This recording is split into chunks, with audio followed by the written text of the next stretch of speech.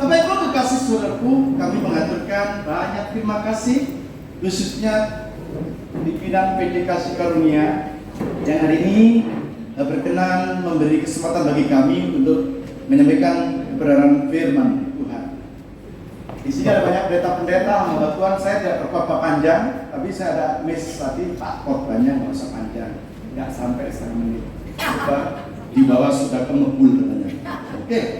Baik Bapak Ibu, izinkan perkenalan, nama saya Pendeta Octavianus Siswanto. Kalau Ibu di YouTube itu banyak ya. Tolong dalam hal ini kita beri waktu yang belakang jangan ngomong, sebab firman tidak panjang. Dan saya yakin Bapak Ibu panjenengan pulang diberkati dalam damai sukacita Allah, beri kemuliaan nama Tuhan Bapak Ibu. Izinkan sekali lagi, mari kita bangkit berdiri. Kita baca firman Tuhan hari ini di dalam Yesaya 41 ayat 10, saudara. Kitab Nabi Yesaya pasal 41 ayat yang ke-10. Demikianlah bunyi firman Tuhan. 1, 2, 3. Jangan takut, sebab aku menyertai engkau. Jangan bimbang, sebab aku ini Allahmu. Aku akan meneguhkan, bahkan akan menolong engkau. Yang percaya katakan amin. Silakan duduk Bapak Ibu kasih dalam Tuhan.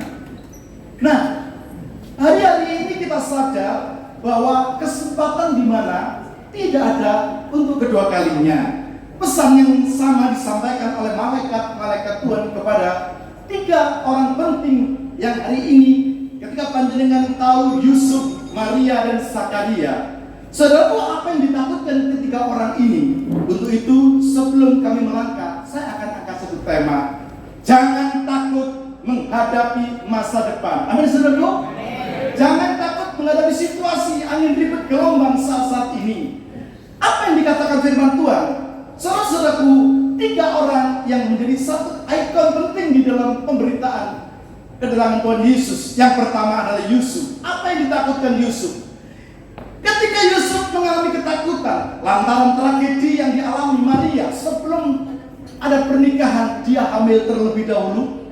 Harga diri Yusuf terancam lantaran ketakutan Yusuf didasari rasa marah, kecewa, sakit hati, bahkan nilai-nilai kehidupan yang hakiki tergerus lantaran Maria hamil. Sehingga dia mau menceraikan Maria. Saudara, firman Tuhan di dalam Matius 1 ayat 20 mengatakan, janganlah kau takut mengambil Maria sebagai istrimu, hai Yusuf, sebab anak yang dikandungnya adalah anak yang datang dari Roh Kudus. Amin. Yang kedua, saudara, apa yang ditakutkan Zakaria adalah mestinya dia sebagai imam besar, ia menjaga kekudusannya.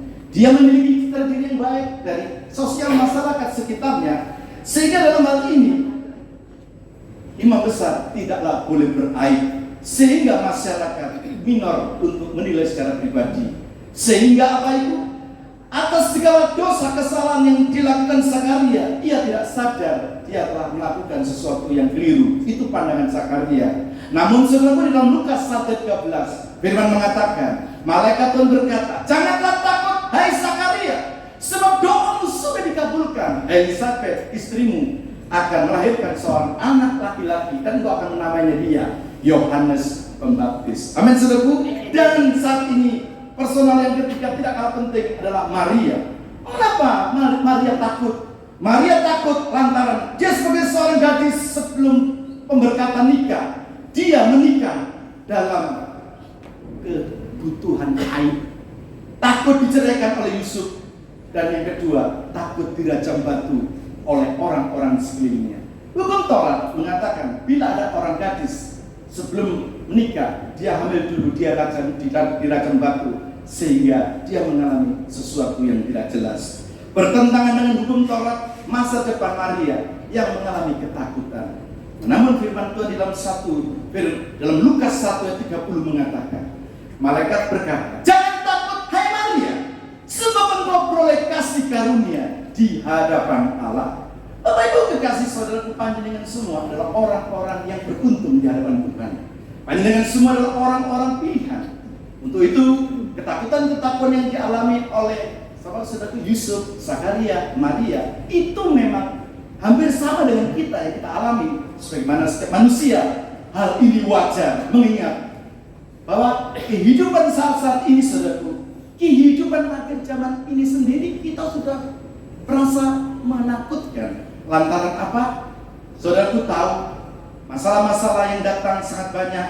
Ada masalah pribadi, ada masalah yang ditambahkan adanya ancaman-ancaman situasi keadaan zaman yang tidak menentu, sehingga ditambah lagi orang-orang lain yang hari-hari ini hidup memprihatinkan, kejahatan merajalela, demikian juga kenakalan remaja, anak tidak bisa dipimpin, orang tua yang tidak terkontrol untuk memberikan damai sejahtera dalam hidup keluarga. Ditambah juga adanya kesukaran masalah ekonomi, keuangan, masalah bisnis, politik, pemerintahan yang nggak jelas. Maka di sini, saudara, kesukaran ini tentu mau tidak mau akan mendatangi kita sebagai orang pilihan Tuhan. Namun kejahatan yang merajalela, pendidikan yang menuntut teknologi yang mengancam kerusakan mental, perlahan-lahan itu merenggut kehidupan orang-orang yang percaya. Godaan obat terlarang, pergaulan bebas, tidak lagi punya rasa nyaman, khususnya orang-orang yang percaya hari-hari ini mengalami degradasi iman dan moral sesungguhnya. Tidak sedikit ada banyak anak batu yang jatuh, tidak sedikit ada anak-anak Tuhan yang mengalami degradasi iman sehingga dia meninggalkan kasih mula-mula itu sendiri. Bapak Ibu kekasih saudaraku, ada 3 hal pokok penting. Mengapa kita sebagai orang percaya tidak boleh takut? Poin yang pertama, lantaran saudaraku, karena Tuhan selalu menyertai. Saya akan baca sekali lagi firman Tuhan tadi. Jangan takut, sebab aku menyertai engkau. Jangan bimbang, sebab aku ini Allahmu. Aku akan meneguhkan, bahkan aku akan menolong engkau. Konsep hidup ini, takut itu wajar, bimbang itu wajar. Namun ada poin yang sungguh amat berharga. Saudaraku, 2024 yang lalu Bapak Ibu tinggalkan, tentunya ada masih banyak kesan-kesan yang membuat kita miris, yang membuat kita khawatir, yang membuat kita nggak jelas. Namun firman Tuhan katakan, mari katakan kepadaku setiap orang yang letih, lesu dan berbeban berat, aku akan datang memberikan kelegaan bagimu.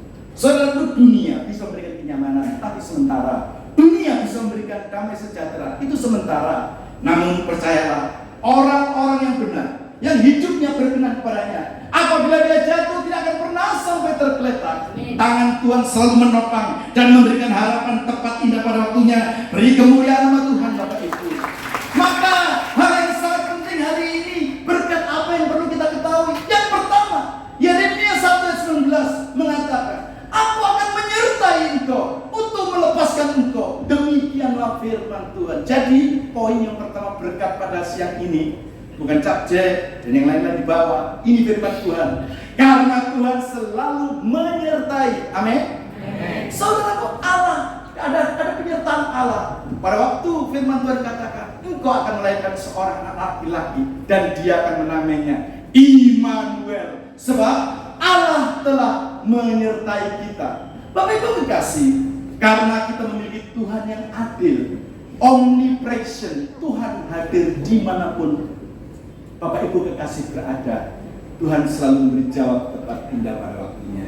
Saudaraku, janji penyertaan dalam kesulitan, janji penyertaan dimanapun Bapak Ibu berada. Jangan khawatir dan kecut hati. Saudaraku, orang-orang dunia hari ini telah memprediksi tahun 2025 tidak semakin baik dengan tahun 2024. Maka timbul ada banyak kesukaran, maka timbul ada jalan beban berat, sehingga hidup kita ini miris. Saudaraku, kenapa hidup kita berat? Saudaraku di sini yang punya HP angkat tangan, punya HP semua ya. Kenapa? Karena Bapak Ibu punya HP lemot. Kenapa? Bapak Ibu banyak masalah. Lantaran di dalam HP panjenengan ada banyak kotoran, ada banyak sampah, ada banyak pencobaan, masalah, derita. Maka itu dalam lembaran 2025 ini, hapuskan yang lemot dalam hati kita. Hapuskan sampah-sampah yang telah terjadi dari tahun 2024. Mengapa doa kita akan jawab? Lantaran masih ada sampah yang tersimpan. Bapak Ibu kekasih, hari ini hidupmu adalah miliknya Tuhan. Bahwa Tuhan bukan memberikan sesuatu yang sia-sia, tapi dikatakan, aku akan menyertai engkau untuk melepaskan engkau. Demikianlah firman Tuhan. Tahu saudaraku? Orang lain di sana sini semua orang susah. tetapi aku tetap percaya pada Tuhan. Amin. Ini yang pertama.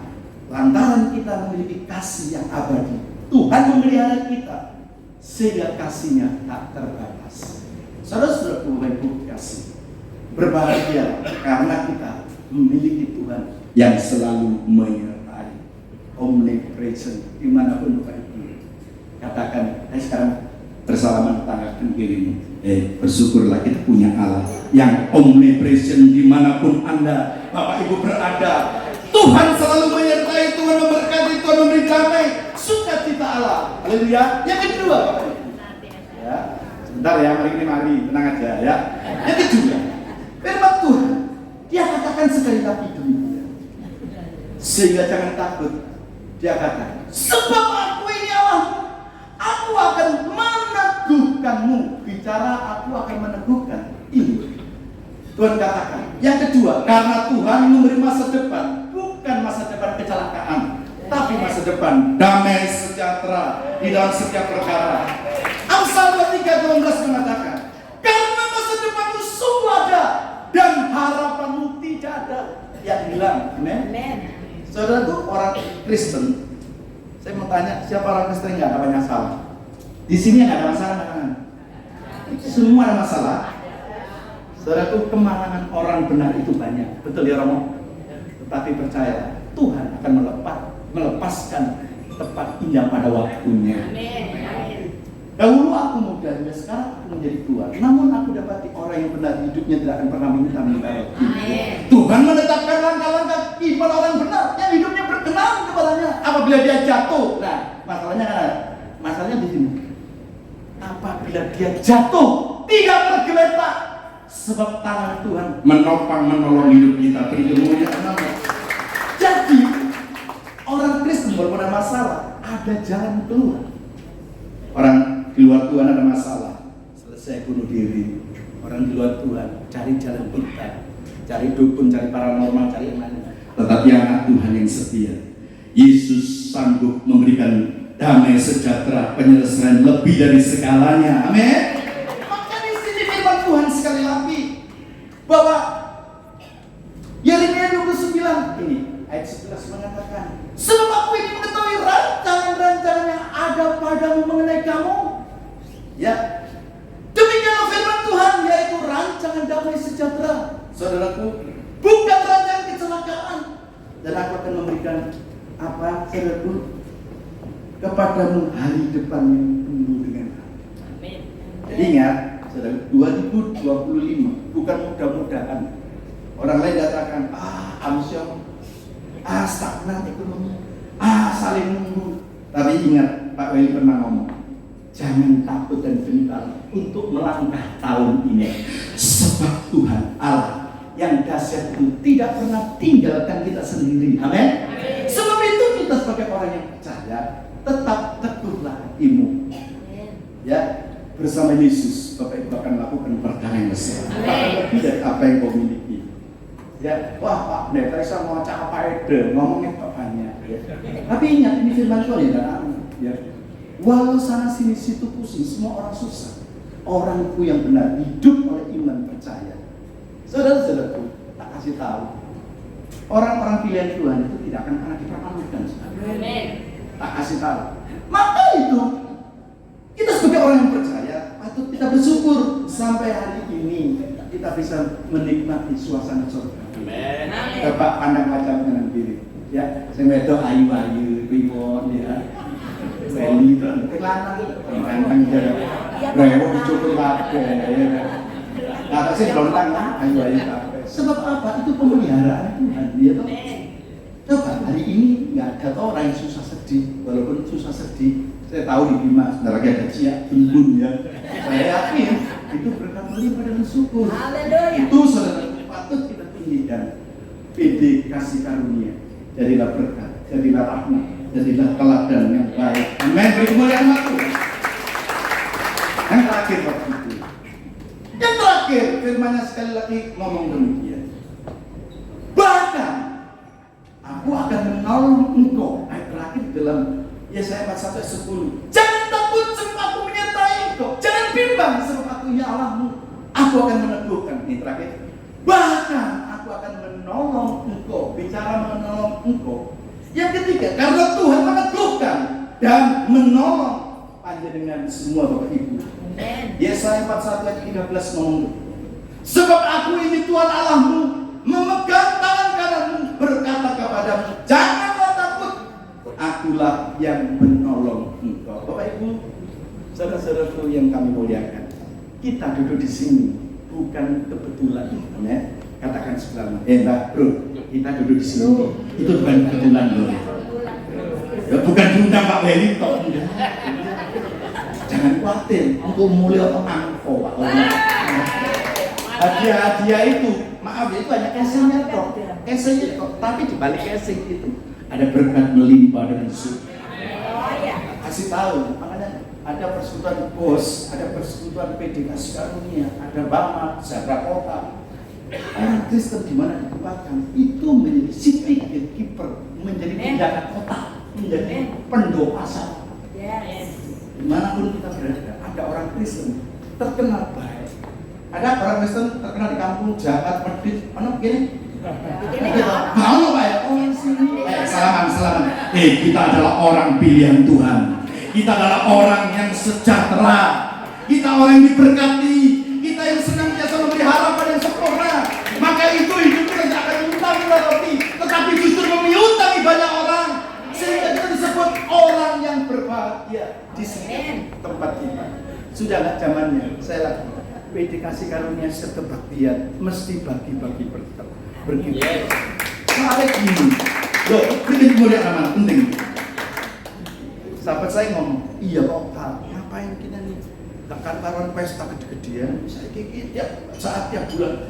Gimana kita menjadi citra dirinya Allah? Kalau kita menjadi rumah rahmat, Bethesda, rumah roti Bethlehem, ya, maka di itu jangan di mana itu tempat-tempat yang lain, ya, jangan diasek, jangan disitnah, tapi di Rehobot, artinya di sini Anda makmur, diberkati dalam damai sukacita.